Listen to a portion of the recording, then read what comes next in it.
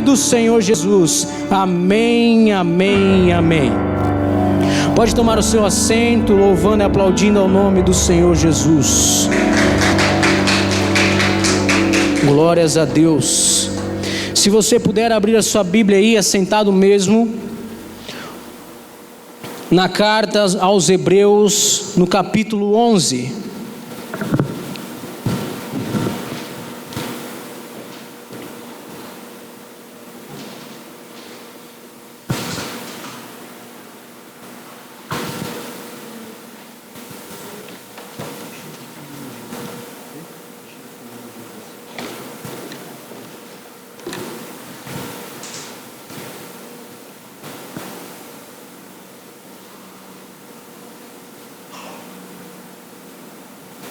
Hebreus, capítulo 11.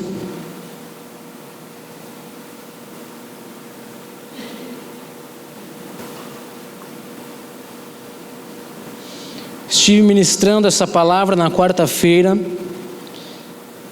mas o Senhor continuou a ministrar comigo sobre ela, e hoje, você que já ouviu ela na quarta, você vai ouvir algum pouco sobre ela novamente, mas nós expandimos um pouco mais esse estudo, e eu quero trazer para você hoje novas revelações que o Senhor tem para nós nessa noite. Nós vamos ler a partir do verso 1 até o verso 12. Se puder colocar aqui para nós acompanharmos, Hebreus 11, do verso 1 ao 12.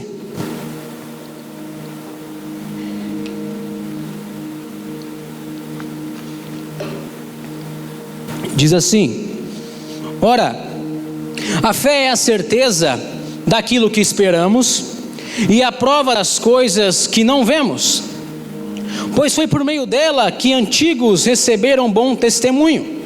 Pela fé entendemos que o universo foi formado pela palavra de Deus, de modo que aquilo que se vê não foi feito do que é visível. Pela fé, Abel ofereceu a Deus um sacrifício superior ao de Caim. Pela fé foi reconhecido como justo quando Deus aprovou as suas ofertas. Embora esteja morto, por meio da fé ainda fala.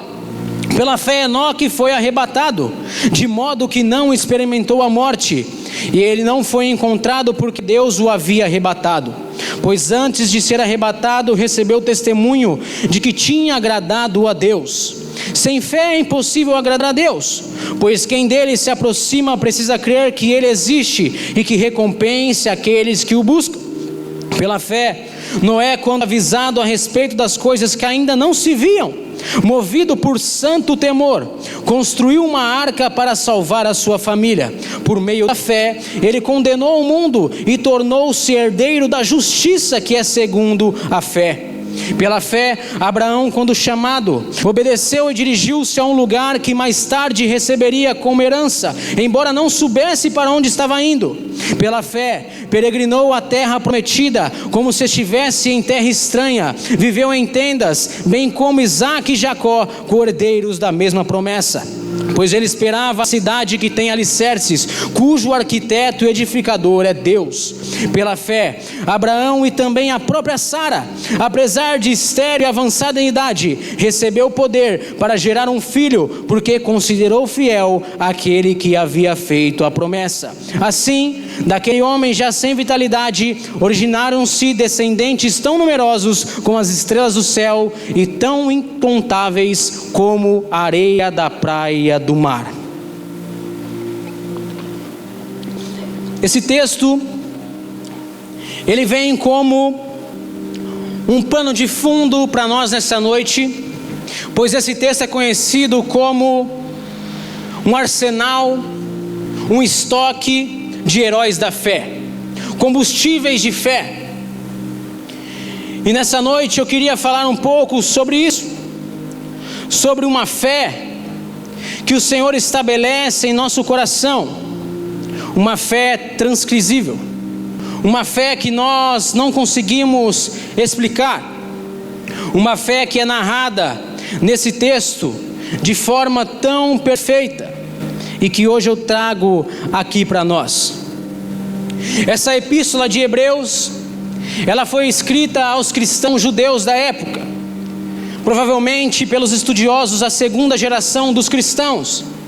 E eles estavam vivendo sobre um grande e forte tempo de perseguição. Eles estavam correndo risco, por intermédio da opressão que eles estavam passando, de abandonar a fé em Deus. Eles estavam começando a levar o seu coração novamente a rituais a deuses falsos, a cultos ao judaísmo. E essa carta de Hebreus, ela tem a sua autoria incerta. Alguns atribuem a ela a Paulo, mas não há evidências que colocam isso como certo. Mas o que nós conseguimos entender é que ela foi escrita por algum líder dos apóstolos entre 60 e 70 depois de Cristo. E seu objetivo principal era exortar esse povo judeu que estava quase perdendo a sua fé, para continuar a perseverar na fé, naquele Jesus que tinha vindo, o verdadeiro Messias, o sacerdote perfeito, aquele que era superior a Moisés, aquele que era superior aos anjos, aquele que desceu à terra para salvar a humanidade. E essa carta, ela mergulha tão profundamente em teologia, que ela vem apresentando Jesus como cumprimento da antiga aliança estabelecida lá por Moisés no início da nova era. E quando nós chegamos nesse capítulo 11, o autor começa a ampliar a sua visão e a sua compreensão sobre fé. Ele começa a narrar agora sobre histórias de homens e mulheres que não só viveram pela fé, mas também venceram com a fé. Uma fé que não era por vista, uma fé que não era por obras, mas era uma fé que tinha sido aprovada por Deus por intermédio da confiança desses homens e mulheres. E essas pessoas, esse público judeu, estava precisando desse encorajamento, porque eles estavam cansados, eles estavam oprimidos, eles estavam sendo perseguidos. Eles precisavam de alguma coisa para guiar eles, um norte para guiar a visão deles. E hoje eu trago esse plano de fundo para nós aqui, porque no mundo em que nós estamos vivendo hoje, especificamente trazendo a nós o Brasil em si, um Brasil que hoje está com mais de 35% da sua população atribuída como os cristãos. E os estudos contam que em 2032 nós seremos 63%. Para muitos isso é uma bênção, para muitos isso é alegria. Mas se hoje nós somos quase a metade do povo brasileiro, porque cada vez mais nós afundamos em conhecimento a Deus, porque cada vez mais nós vemos notícias, escândalos, problemas, situações que não fazem sentido algum. Nós vemos essa semana sobre pessoas psicologicamente afetadas, levando bebês falsos para até o próprio SUS, cuidando como se fossem verdadeiros. E o que isso significa em nossa sociedade? Pessoas que estão sendo abaladas psicologicamente, perseguidas por um sistema, perseguidas pela ideologia, perseguidas pela depressão. E esse autor traz isso exatamente nesse ponto específico daquela época. Por ele está falando: olha pessoal, é extremamente importante e urgente vocês voltarem a uma fé prática, a uma fé genuína, não somente uma fé que você acredita, não é só uma fé que você conhece, mas uma fé em que você caminha, sai do ponto A até o ponto B, uma fé que você trabalha, uma fé que você consegue esperar aquilo que Deus pode fazer em sua vida. E por isso que ele fala que a fé é a certeza daquilo que nós estamos esperando. E a prova dessa situação é daquelas coisas que nós não conseguimos ver. Ou seja, a fé ela é como uma base de uma construção. Estava até falando quarta-feira, para essas paredes de 8 metros estar levantadas, existe um grande alicerce, vários quilos e quilos, toneladas de ferro para sustentar. E a fé ela vem como uma construção, um alicerce que vem sólido em nossa vida. um alicerce para uma esperança em Deus, é uma convicção firme daquilo que é invisível, mas daquilo que é real, aquilo que os meus olhos não conseguem ver, mas é aquilo que me dá certeza que Deus está agindo, mesmo quando eu não estou ouvindo nem vendo. É por meio da fé. O narrador fala que os antigos receberam um bom testemunho. É por meio dessa fé que nós vamos conseguir gerar marcas eternas, não somente em nós, mas nas próximas gerações, nas pessoas que estão ao nosso redor. O verso 3 ele reforça: pela fé nós entendemos que o universo foi formado pela palavra de Deus. Por isso que em Gênesis fala que no princípio o Espírito do Senhor vagava pelas águas. E após ele falar, houve firmamento sobre a terra. Era algo que não tinha nada, algo que não se via, algo que era invisível, mas com o poder do Senhor se tornou visível aos olhos de todos. Aquilo que não era natural, por intermédio do poder do Senhor, começa a se tornar natural. Aquilo que João fala, no princípio era o verbo estava com Deus, e o verbo era Deus. Todas as coisas foram feitas por Ele, e sem Ele nada do que se tem teria sido feito. O poder do Senhor. A fé faz nós crermos que do nada o Senhor constrói tudo aquilo que está ao nosso redor. O poder sobrenatural faz o sobrenatural se tornar natural. E hoje eu quero narrar com vocês aqui alguns pontos para nós entendermos um pouco mais sobre essa fé que esse escritor está dizendo aqui. E o primeiro ponto em que eu relato aqui é a fé que agrada a Deus.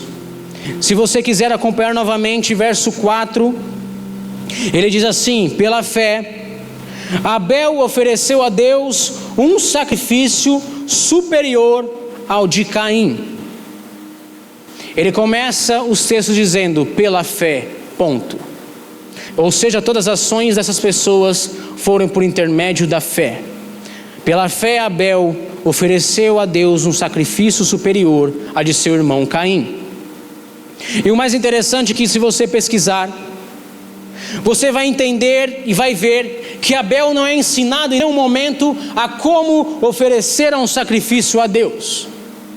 Ele não sabia o que era excelente ou não. Mas você entende através das Escrituras que ele crê em um Deus puro e excelente. Porque enquanto Caim dava aquilo que lhe sobrava, o resto, Caim oferecia somente aquilo na correria, algo que ele não buscava, não exaltava a essência do Senhor. Abel gera pela fé e o conhecimento num Deus eterno, que ele precisava entregar o melhor. E a fé que ele tinha em Deus, o conhecimento que ele tinha em Deus, levou ele a oferecer um culto agradável e um culto perfeito a Deus. Deus não só se agrada apenas do sacrifício, mas ele se agrada da atitude do coração de Abel. Porque quando você gera fé, você gera excelência ao Senhor.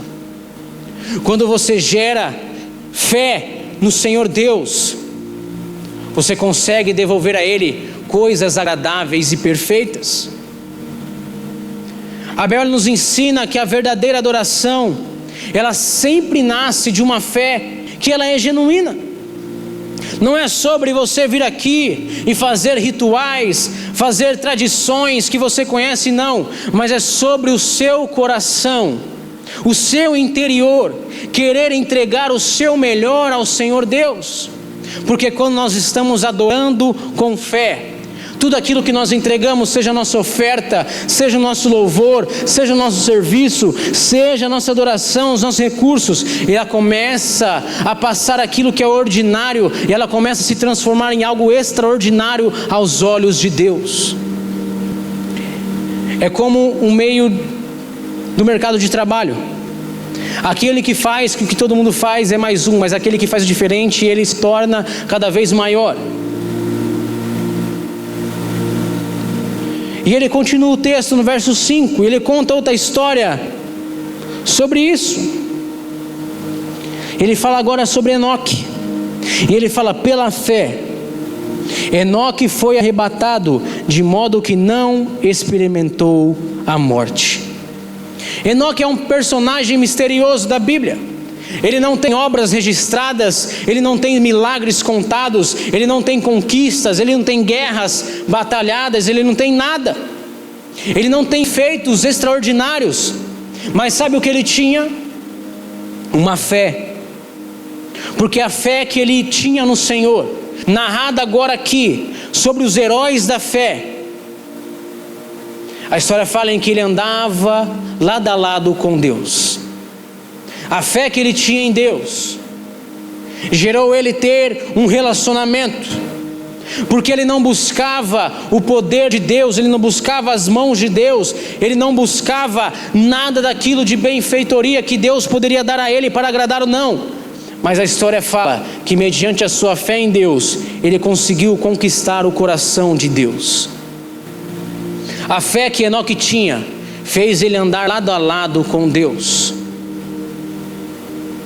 Enoque nos mostra que não necessitamos buscar bênçãos, não necessitamos buscar experiências sobrenaturais, mas ele nos convida a uma fé diária, uma comunhão com Deus todos os dias. A cada passo que eu vou dando, eu vou tendo mais crescimento na presença do Deus eterno. E essa intimidade que Enoque mostra gerou algo tão profundo, que Deus chega para ele e fala: você não vai experimentar a morte, eu mesmo que vou te recolher, e você será subido juntamente comigo de forma sobrenatural. Veja que interessante. E ele encerra esse primeiro tópico dizendo no verso 6: sem fé é impossível agradar a Deus. Ou seja, ele narrou sobre 3 pessoas: um que deu um sacrifício mau, um que deu o perfeito sacrifício, e um que se deu a sua própria vida em sacrifício para ter comunhão com Deus. E ele encerra: sem fé vocês nunca vão agradar ao Senhor Deus.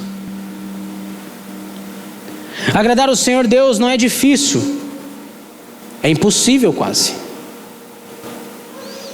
Mas ela se torna possível quando você coloca a fé e começa a se mover por intermédio dela. Porque muitos falam que o idioma que corre no céu é a fé. Porque é no céu que há fé, que há esperança, é onde há milagres, é onde há transformação do Senhor em nossas vidas. E esse verso 6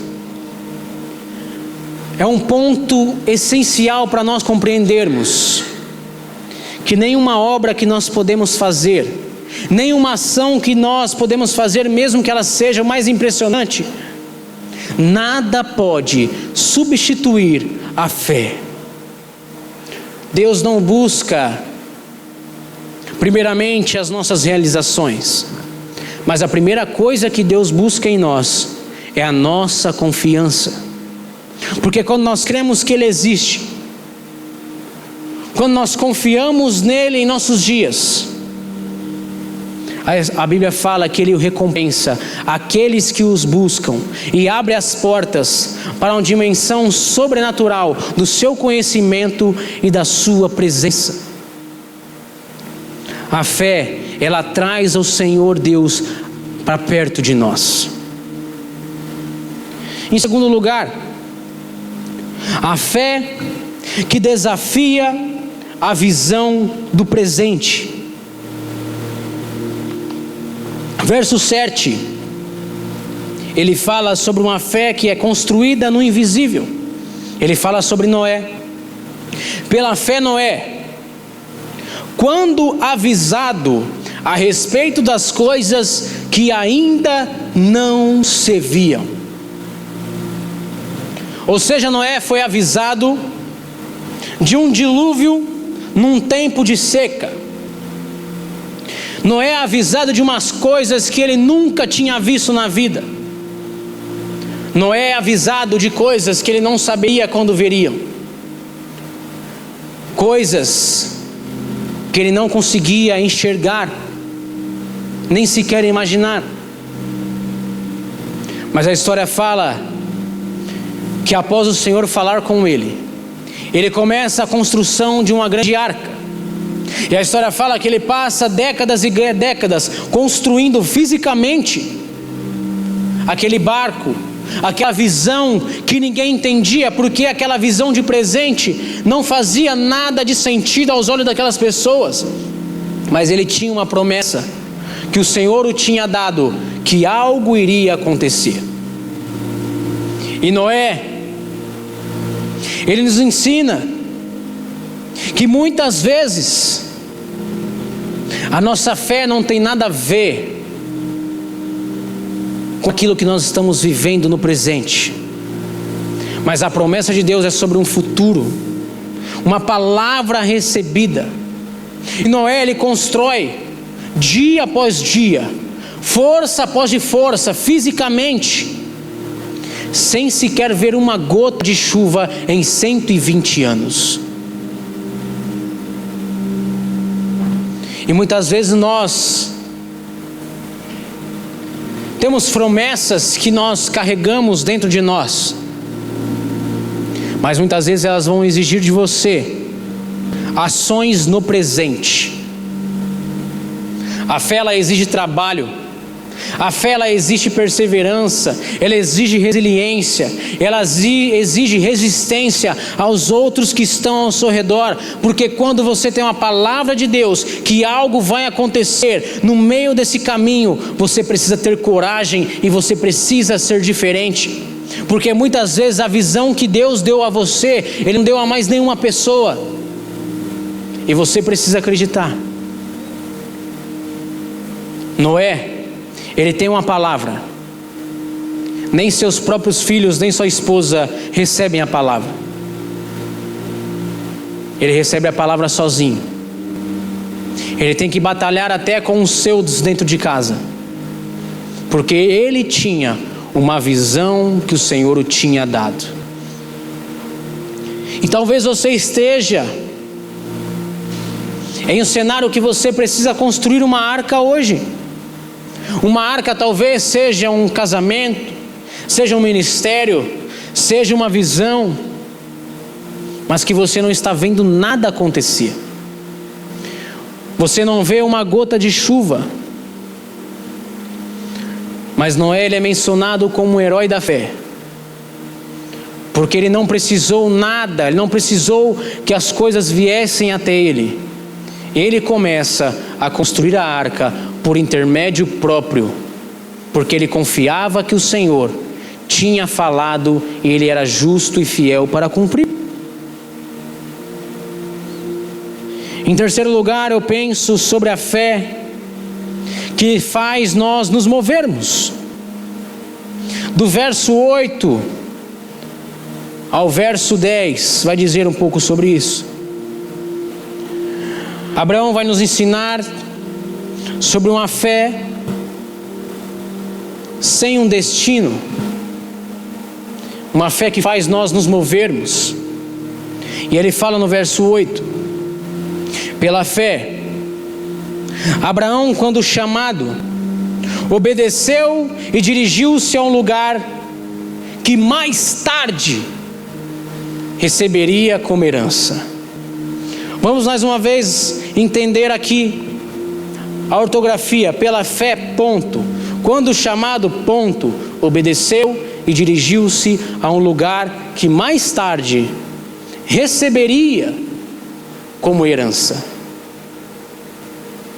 Existem duas ações aqui.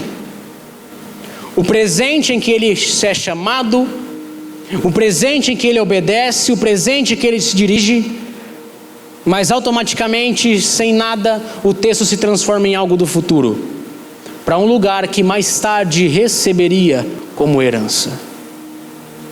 Abraão recebe uma ordem e não um caminho. É uma ordem, não é um mapa.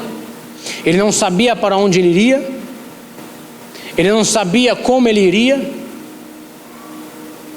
mas ele sabia daquele que estava dando a palavra e que ia acompanhar ele, e para ele isso, na visão dele, não faz sentido para nós, mas já era o suficiente.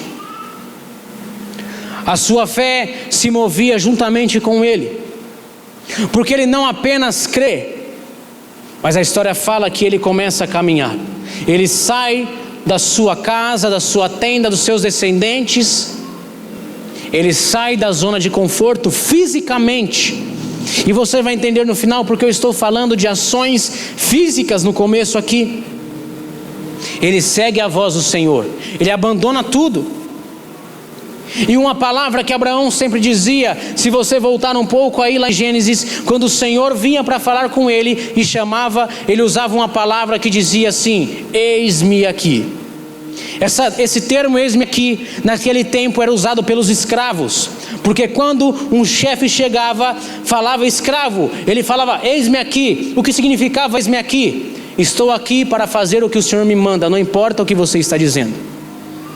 Abraão não falava, fala Senhor, o que o Senhor quer? Ele já falava, eis-me aqui, eu já estou pronto para fazer o que o Senhor está mandando. Porque ele tinha incutido dentro dele uma fé genuína no Senhor.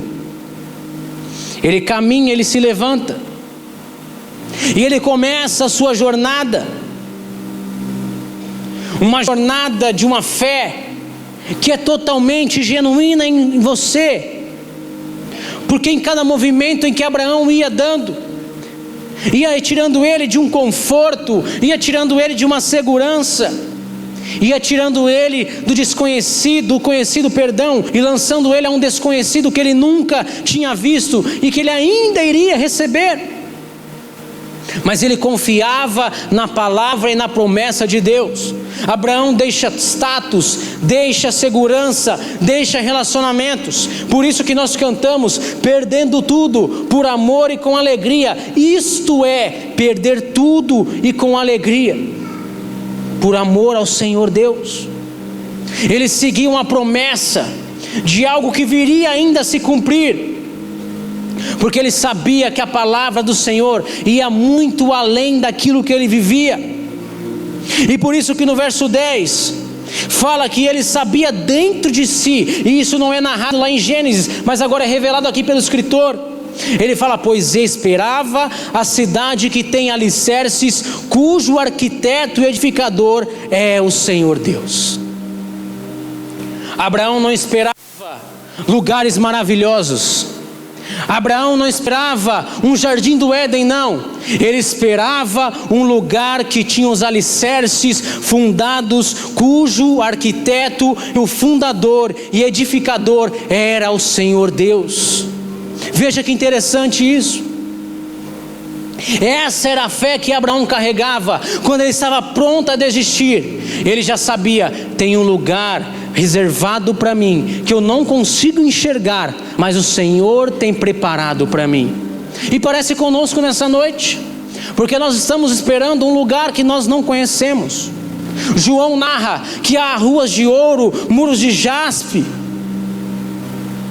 e que está reservada a nós, mas que ainda nós receberemos.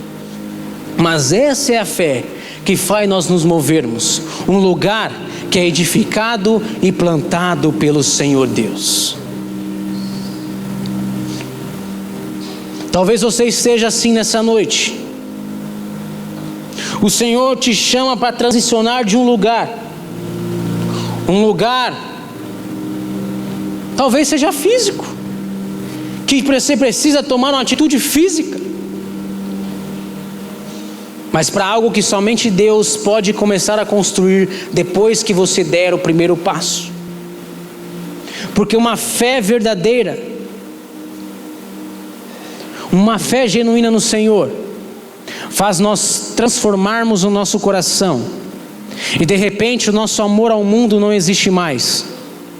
E nós começamos a amar só aquilo que o Senhor Deus pode dar para a minha vida.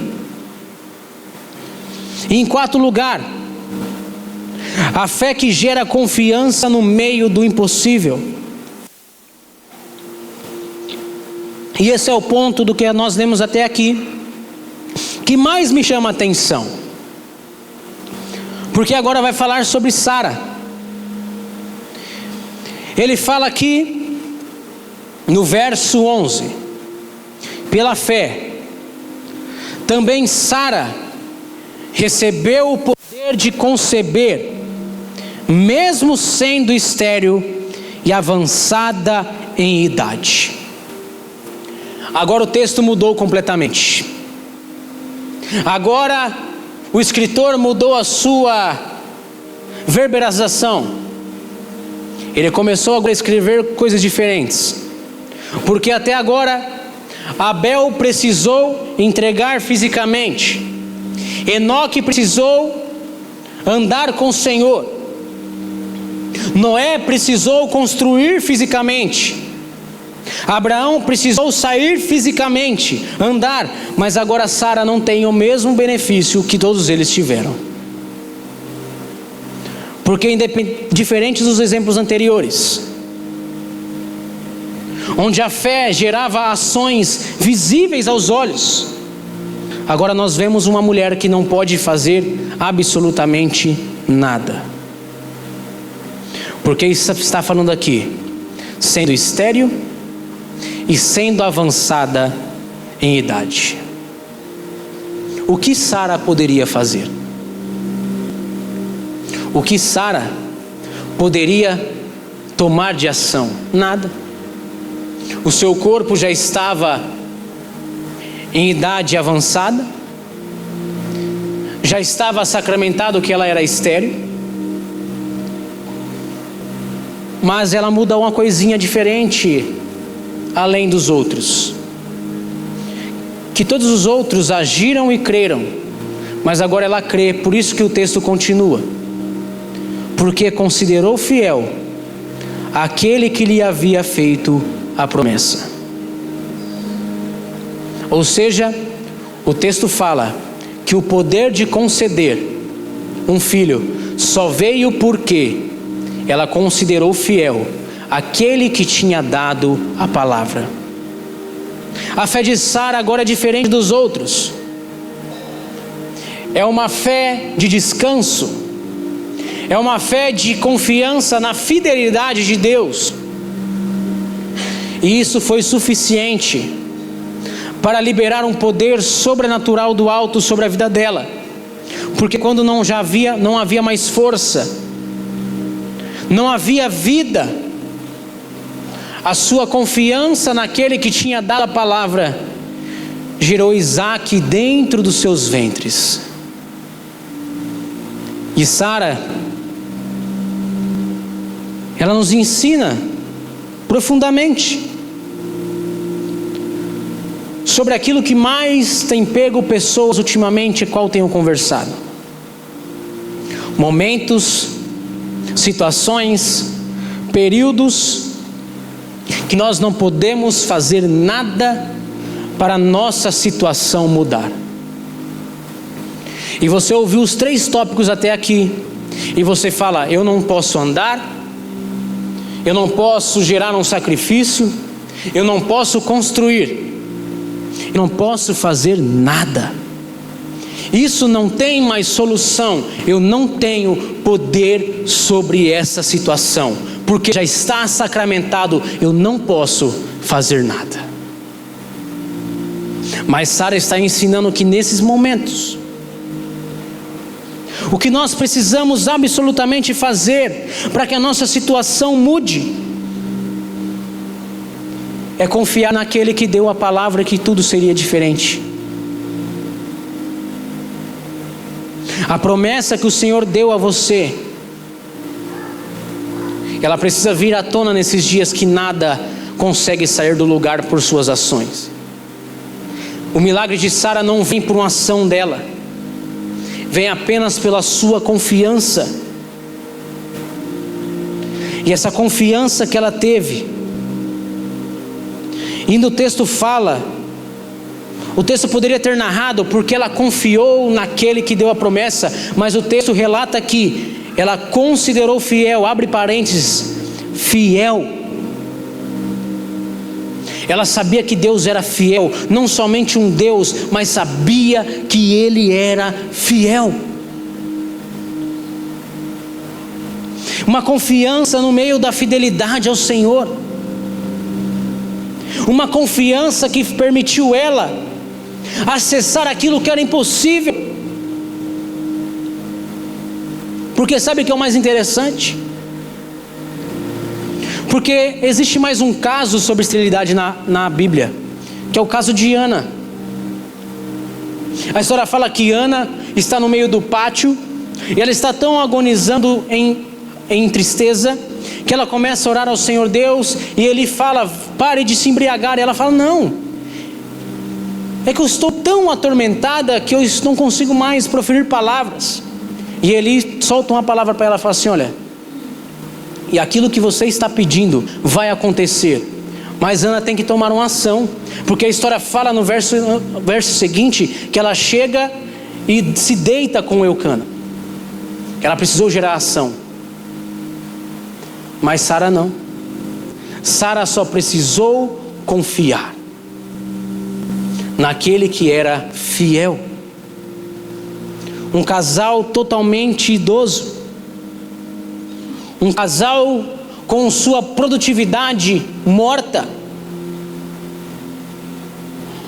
mas ele tinha uma promessa. Olha Abraão, olha para o céu, olha as estrelas, vê se pode contar. A sua geração, que a sua descendência serão tão numerosas quanto ela. Eles tinham uma promessa. No meio do caminho, Abraão tenta dar um jeito, mas não, porque tinha que ser gerado de Abraão e Sara, mas por conta da fidelidade do Senhor, mas pela confiança de Sara. Porque o texto não fala aqui, Abraão e Sara, pelo poder de Deus, geraram um filho, não. Pelo poder da confiança de Sara, viu? Não foi da sua, Abraão, agora é da confiança de Sara. Vocês tiveram poder para ter um filho. E esse ponto me pega muito. Porque às vezes nós nos encontramos com as mãos amarradas, que nós não temos nem como pensar em uma ação, nem pensar em uma solução. Nós não conseguimos nem sonhar em algo diferente. Mas é nessa hora que Sara nos ensina que é a hora de continuar esperando, é a hora de continuar crendo, é a hora de descansar, porque assim como ela diz, Deus continua sendo fiel. Essa palavra queimou fortemente essa semana comigo, porque a fé é um chamado que nos convida não somente a transformar o nosso conhecimento, mas a fé nos chama para uma ação ativa, contínua, um estilo de vida. Porque está falando aqui nesse texto, nesse capítulo 11 inteiro, passa de 30 versículos, ele continua falando diversas pessoas, e existem tantas pessoas que até certo ponto, se eu não vou me recordar, no verso 14, ele fala assim, nem estou dizendo de Davi, de Gideão, tantas outras pessoas que geraram fé, Mas essas pessoas foram chamadas heróis da fé, porque elas colocaram dentro de si, encurtiram dentro de si, não somente uma confiança que nós sabemos o que é e o para que é, mas é uma confiança que faz nós termos uma transformação de dentro para fora, que todas as minhas ações geram e expressam a fé que nós temos no Senhor Deus. Por isso que no texto começa falando sobre um sacrifício, depois começa falando sobre uma adoração, fala sobre uma intimidade, fala sobre uma entrega, uma ação e fala sobre uma confiança. Tudo está englobalizado sobre um estilo de vida modificado por intermédio da fé dentro do seu coração.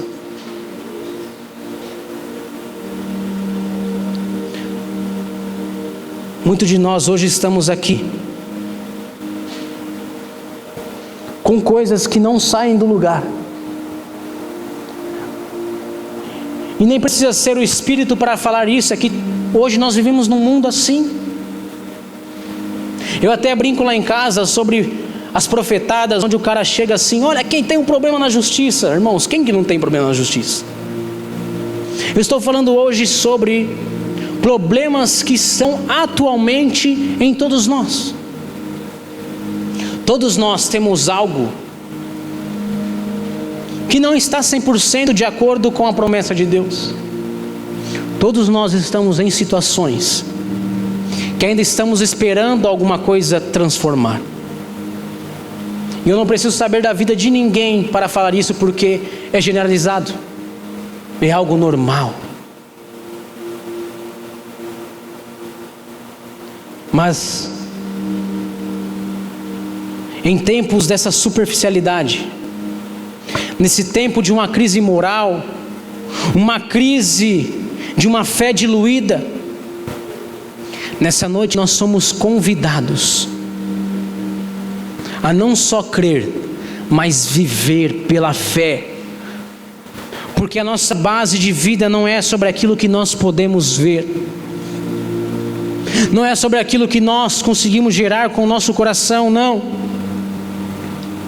Mas é algo que Deus diz, é algo que Ele fala, e Ele é fiel, e somente uma palavra dEle basta para nós.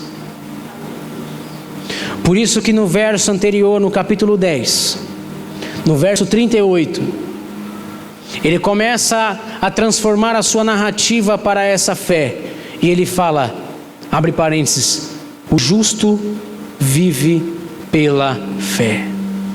Ou seja, não basta nós sermos apenas justos, sermos boas pessoas, mas nós só conseguimos viver e avançar em fé.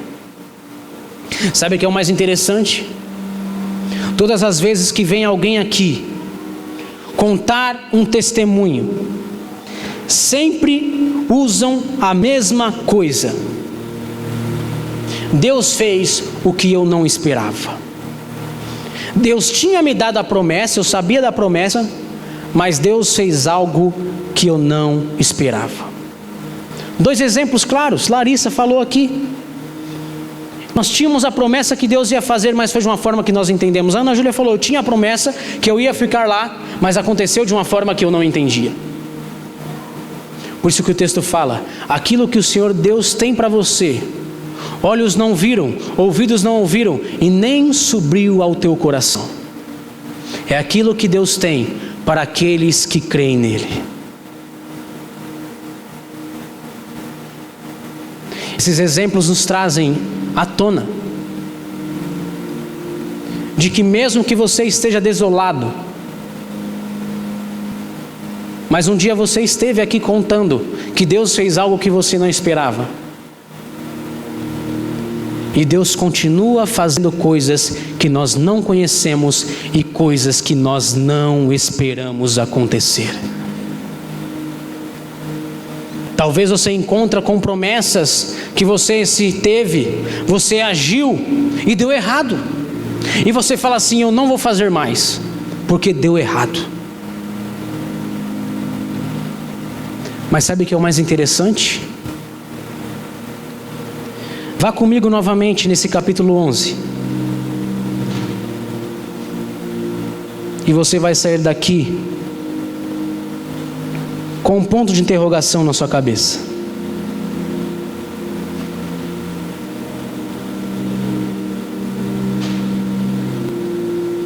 A partir do verso 32, diz assim: que mais direi?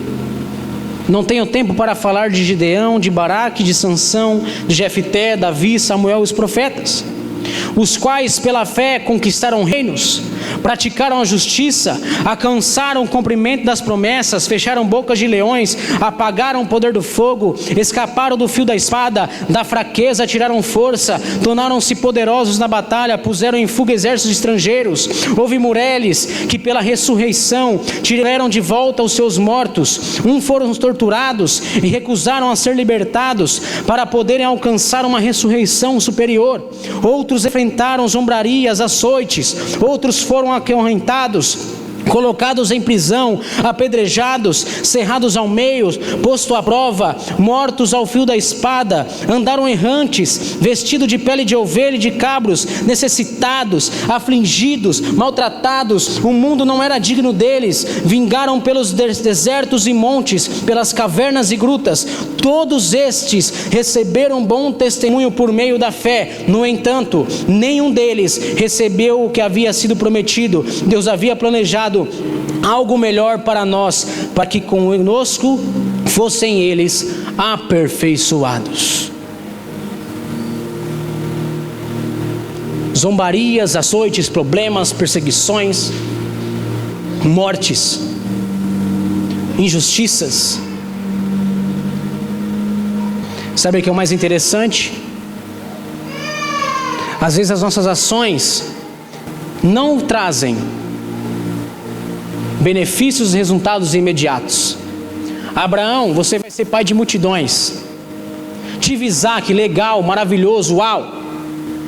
Mas Abraão morre. Vem Isaac. Isaac começa a sua construção. Olha, vocês vão chegar em um lugar. Eu tenho preparado um lugar. Isaac morre. Vem Jacó. Jacó conquista. Jacó luta. Jacó é traído pelo seu sogro. Jacó morre. E as coisas só vão continuar acontecendo nas próximas e próximas gerações. Sabe o que é o mais interessante? A cada geração que passava, cada um colhia os bem-feitos da geração passada. Nada que os heróis da fé foram plantando não foi colhido. Tudo foi se transformando para chegar até o ápice das bênçãos que Deus tinha prometido para o povo de Israel. Deus, Ele promete, Ele cumpre. Talvez hoje você precisa plantar e você não vai ver a folha. Outro vai vir regar, mas só o outro vai ver a plantação completa. Mas o que você precisa hoje é gerar um ato de fé e confiar que o Senhor Deus te deu uma promessa, Deus te deu uma luz no fim do túnel, e Ele é fiel para gerar poder, para que isso possa acontecer no tempo perfeito e no tempo abençoado por Ele. Se você puder se colocar de pé, eu quero fazer uma oração sobre isso. Pois esses dias somos assolados, perseguidos, tristezas, dores. Mas hoje o Senhor nos traz. Por isso que a palavra fala: eu quero trazer à memória aquilo que me traz esperança, que é a fé no Senhor Deus. Nessa noite eu te convido a gerar fé. Nessa noite eu te convido a começar a entregar o seu tipo de conhecimento, tipo de confiança que você tem, qualquer estilo de esperança que você tem, e colocar aos pés do Senhor Deus. Se você puder ficar em espírito de reflexão aí, com seus olhos fechados, nós vamos louvar o Senhor e vamos orar daqui a pouco. Mas necessariamente e pontualmente hoje, o o Senhor quer trazer à sua memória esses exemplos de fé, para começar a transformar o jardim do seu coração em uma plantação nova. Quer tirar as queimaduras, quer limpar o terreno e quer começar a plantar vida dentro do seu coração. Mas Lucas, não é algo que ainda vai acontecer, é algo que já aconteceu pro ruim. Eu tinha uma promessa que aconteceria desse jeito, mas já aconteceu totalmente ao contrário. Mas sabe que eu me lembro? De Lázaro. Quando o Senhor recebe a notícia que Lázaro morreu, e ele começa a seguir o seu caminho, e ele fala: é bom irmos para lá, pois Lázaro morreu, e isso é bom que aconteça, pois ele há de ressuscitar. E os discípulos ficam tão complexos com isso, que ele fala: Senhor, se ele dorme, vamos lá para acordá-lo. Mas a história fala que estava falando de uma morte que eles não entendiam. E quando Jesus chega até lá, ele encontra Marta e Maria, aquela mesma que estava aos pés de Jesus e que tinha escolhido a boa parte, e a outra que tinha sido já corrigida para escolher a boa parte, as duas desoladas. E a primeira fala que elas têm: Senhor Deus, se você estivesse aqui, o nosso irmão não teria morrido. Lázaro estava morto, já tinha acontecido. Os discípulos já sabiam que o Senhor tinha dito algo, mas já estava morto, porque talvez na cabeça deles iam chegar lá e Lázaro ia estar quase morrendo, ia estar doente. Não, Lázaro já estava morto, e acima de tudo, já fazia 4 dias. Mas nesse momento o Senhor fala, levanta as mãos aos céus e diz: Senhor Deus, eu te agradeço, porque o Senhor sempre me ouve. Ou seja, Jesus está agora, mesmo sendo 100% Deus, com poder no céu e na terra, com autoridade no céu e na terra, Ele está gerando fé no Senhor. Eu te agradeço porque o Senhor me ouve, e sempre o Senhor me ouve, e eu te dou graça sobre isso. E Ele fala: rolem a pedra para o lado. Eles tiram a pedra daquele lugar, e Ele fala: Lázaro, sai para fora.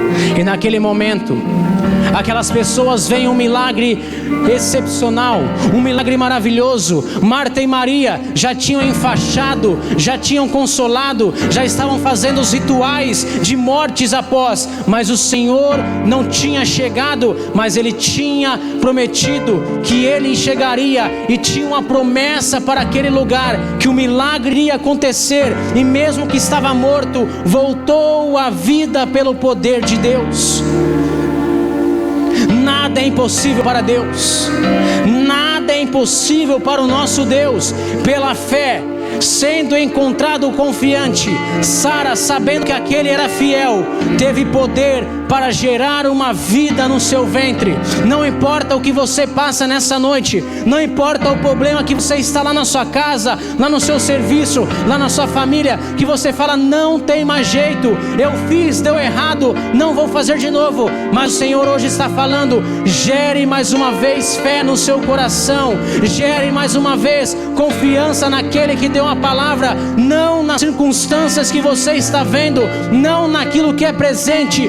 Comece a avançar sobre aquilo que eu prometi. O que são ações, o que são problemas, o que é o presente, por intermédio da autoridade daquele que tudo criou.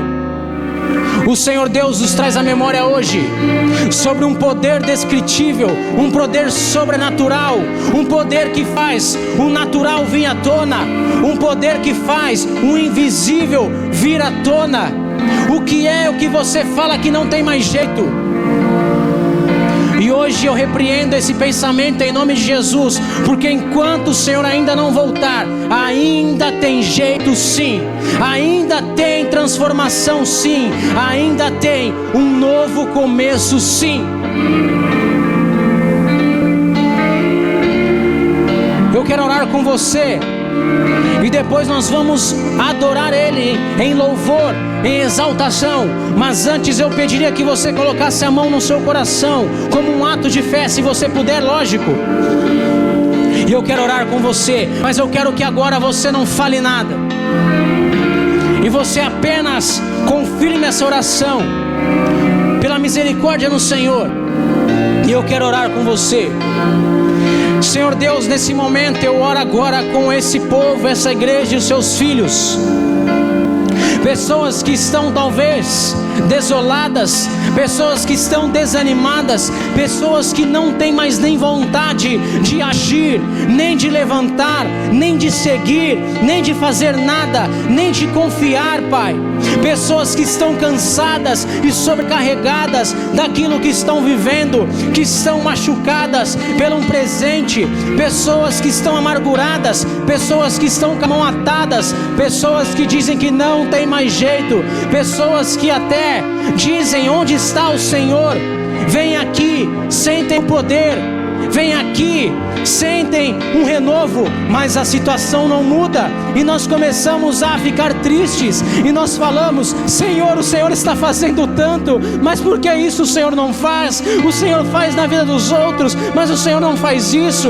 O Senhor é capaz até ser do ponto onde o Senhor vai chegar com isso. Mas hoje, Pai, pelos olhos da fé, eu vejo hoje pessoas sendo trabalhadas no secreto, pessoas sendo trabalhadas, Pai, num trabalhar de espera, pessoas sendo trabalhadas, Pai, num tempo de deserto. Mas hoje o Senhor te traz à tona: eu estou com você no deserto, eu estou com você na escuridão, eu estou com você nessa quietude. Eu não mudei, eu sou o mesmo ontem, hoje e serei eternamente. Não há nada que eu possa fazer que não venha a entender a sua realidade. Eu posso fazer qualquer coisa. O Senhor diz hoje para nós que Ele ainda está no controle. Talvez Ele não está no barco, mas Ele está no mar, vagando ao redor, e Ele não deixou você até hoje tropeçar em morte. Ele não deixou até hoje você tropeçar em problemas de depressão que vão te prender, porque Ele ainda tem segurado a sua mão. Você fala: eu não aguento mais, mas você aguentou até hoje, porque a minha forte mão tem mantido você. Eu tenho enchido o copo até a borda, eu tenho mantido você, eu tenho te sustentado. Mesmo que você fale: não está muito bom ainda, eu não rompi sobrenaturalmente ainda, mas o Senhor não deixou a peteca cair, como dizem aí. O Senhor tem segurado sim, o Senhor tem sustentado sim, o Senhor tem segurado nós com sua forte mão, nos recolhido com asas. Ele tem protegido nós aqui nessa noite. Mas Ele diz hoje: eu quero trazer à memória aquilo que te traz esperança. Eu quero gerar em você uma confiança que transcende o natural. Eu quero trabalhar em você algo que, se você estivesse no bem bom, você não seria transformado. Eu quero te moldar como ferro afia ferro. Eu quero te moldar como um diamante quebrado e machucado, mas que depois vão às vitrines. Eu quero te trabalhar onde ninguém vê. Eu estou transformando a sua realidade. E quem é você a dizer que o tempo já acabou? Quem é você a dizer que não tem mais jeito? Quem é você para dizer que o Senhor se esqueceu de ti? Quem é você para virar o rosto ao Senhor Deus? Ele tem mantido sim, Ele tem cuidado sim, e Ele continuará fiel. E no tempo certo, com as ações certas, com os passos que você tomará após essa noite, as coisas vão começar a se mover. As coisas vão começar a se mover quando você se mover. Quando você trocar o questionamento por adoração. Quando você trocar essas reclamações pífias. Quando você tirar essas reclamações de desânimos pífias, aí sim eu vou começar a mudar. Quando você transformar a reclamação em exaltação, aí eu vou começar a mudar. Transforme o seu lar em profissões de bênção. Transforme a sua língua em profissões de vitória, e você vai começar a ver a vitória. Mude o seu jeito de ser, mude as suas ações, o seu pensamento. Chega de reclamar a um Deus que tudo te fez. Chega de ser um filho mal criado. Chega de ser um filho que não reconhece o que Deus faz. Pare de ser mimado e comece a reconhecer Deus na sua vida, pois Ele tem cuidado de você e Ele vai continuar cuidando. E após as suas tomadas de decisões diferentes, aquilo vai começar a se tornar diferente. Eu creio nisso, e digo isso por um temor no Senhor Deus nessa noite, que após a mudança de ser como Enoque, aí sim nós vamos ter o poder de Deus. Nós te louvamos e agradecemos o teu nome, e exaltamos a ti, e erguemos uma adoração ao teu nome agora, pois reconhecemos que o Senhor é lindo, o Senhor é maravilhoso, o Senhor é esplendoroso. Os nossos olhos não te mereciam, os nossos atos não te mereciam, mas pela graça do Senhor em nossa vida, nós somos hoje dignos de glória, dignos de misericórdia, dignos de exaltação, não ao nome dos outros, mas pela sua misericórdia que o Senhor atua em nós. E hoje nós podemos exaltar o seu nome de forma tranquila, porque o Senhor nos preparou, o Senhor nos revestiu, e nós somos gratos. Nós somos gratos porque o Senhor está cuidando sim. Enquanto o juiz não apita, o jogo não acaba. Enquanto o Senhor não der a última trombeta, você não tem direito de falar que não vai acontecer. O Senhor está no barco, Ele tem cuidado, e eu manifesto isso com fé, com os olhos voltados ao Senhor Deus, em nome do Senhor Jesus. Amém, amém, amém. Continue esse espírito de oração, pois o Senhor ainda quer atuar em sua vida nessa noite. É um momento agora de adoração, é um momento agora de gratidão. Então louve ao Senhor aí onde você está, e exalte ao nome dEle agora nesse lugar. Faça do seu centro aí agora um lugar de exaltação. Levante um altar agora ao Senhor Deus aí.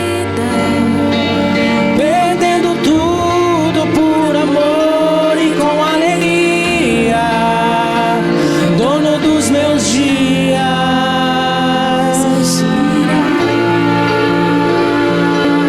soberano em poder, Ele virá.